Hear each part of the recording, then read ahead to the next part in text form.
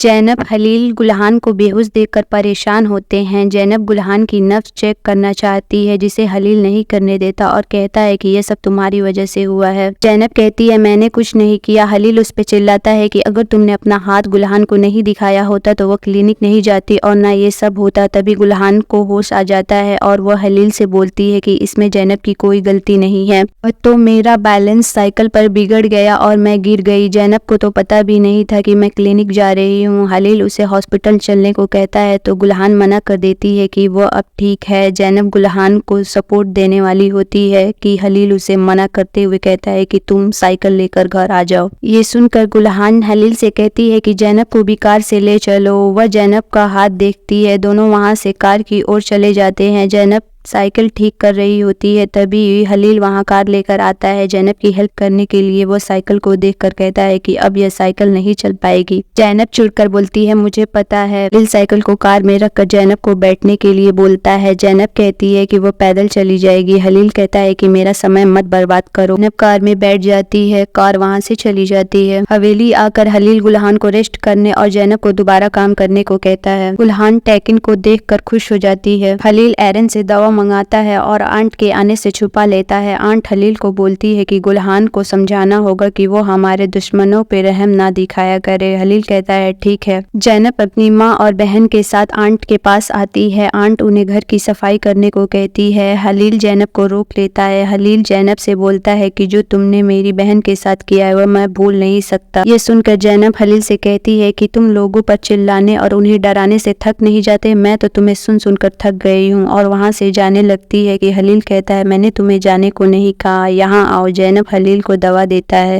जैनब हलील को शुक्रिया कहती है। हलील कहता है मैंने ये सब अपनी बहन के लिए किया है। जैनब की बहन और माँ यहाँ सफाई नहीं करना चाहती हैं तो जैनब उन्हें वहाँ से भेज देती है। जैनब की माँ इस सब का कसूरवार जैनब को बोलती है कि तुमने अगर हलील को गोली नहीं मारी होती तो ये सब नहीं करना पड़ता। ये सुनकर जैनब रोने लगती है। आंट मैरवे और उसकी माँ को देख लेती है। तभी वहाँ हलील आ जाता है। वो जैनब के पास आकर कहता है कि तुम यहाँ अकेले काम करोगी। जैनब बोलती है हाँ। तो हलील कहता है क्या तुम अपने आप को हीरो समझती हो? जैनब हलील पर चिल्लाते हुए कहती है बहुत हो गया। मैं अपने लिए तुम्हारा गुस्सा और नफरत समझ सकती हूँ लेकिन तुम मेरी फैमिली के साथ ऐसा नहीं कर सकते हो। मैं अब कुछ नहीं करूंगी जो तुम कहोगे, समझे तुम? हलील कहता है नहीं। जैनब कहती है तुम्हें समझना होगा क्योंकि मेरी माँ और बहन ये सब काम नहीं कर सकती। हलील कहता है बाहर चलो। हलील उन तीनों से कहता है कि तुम सब वही करोगे जो मेरी फैमिली तुमसे करने को कहेगी। जैनब को जैमिल के साथ काम करने के लिए फील्ड पर भेजने को कहती है। जैनब हलील से कहती है कि वह जो कहेगा वो करेगी लेकिन उसकी फैमिली कोई काम नहीं करेगी।